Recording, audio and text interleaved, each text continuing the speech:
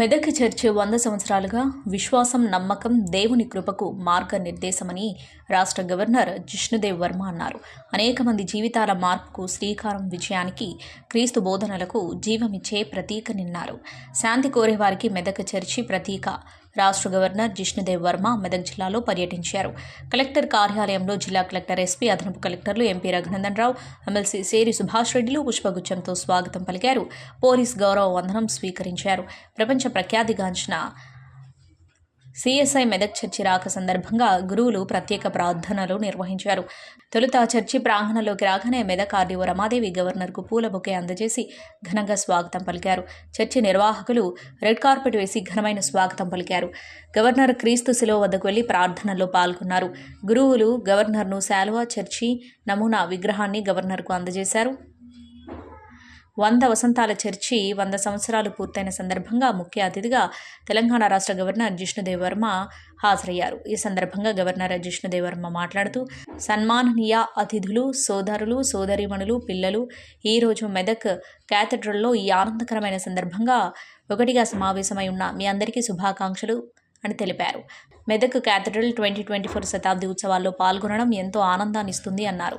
ఇది కేవలం 100 సంవత్సరాల సంబరమే కాదు, విశ్వాసం, తపన మరియు భగవంతుని అమోఘమైన కృపకు నిదర్శనంగా నిలిచే ఒక మహత్తర ఘట్టమని పేర్కొన్నారు. ఇక్కడ సమావేశమైన సందర్భంలో క్రీస్తు చెప్పిన మాటలను ఆలోచిద్దాం.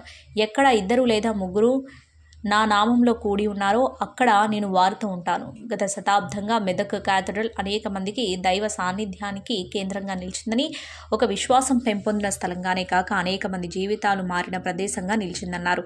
క్యాథడ్రల్ పునాదిని 20వ శతాబ్దం ప్రారంభంలో మహాకష్టకాలంలో కరువు వేధించిన సమయంలో వేశారు. రేవరెండ్ చార్లెస్ వాకర్ గారు తమ అపారమైన విశ్వాసంతో, దయతో నడిపింపబడుతూ ప్రజలకు ఉపశమనం ఇచ్చి భవిష్యత్తు తరాల కోసం ఆశకి సౌధంగా నిలిచే దేవాలయాన్ని నిర్మించే స్వప్నం చూశారన్నారు.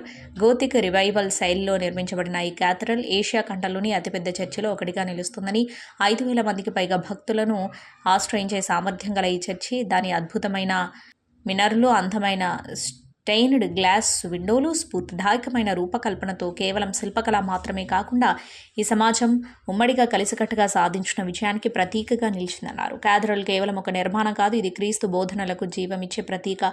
మీకు తెలిసిన ఈ నా అన్నదమ్ములలో ఎవరికి చేసినా నాకు చేసినట్లే. ఈ మాటలకు అనుగుణంగా గత శతాబ్దంగా ఈ చర్చి అనేక మందికి విద్య, వైద్యం మరియు ఆధ్యాత్మిక మార్గనిర్దేశనం అందించిందని గుర్తు చేశారు. Hi everybody, this is Kiriti Damaraju. Like, share and subscribe to Saira TV. Oh, Saira!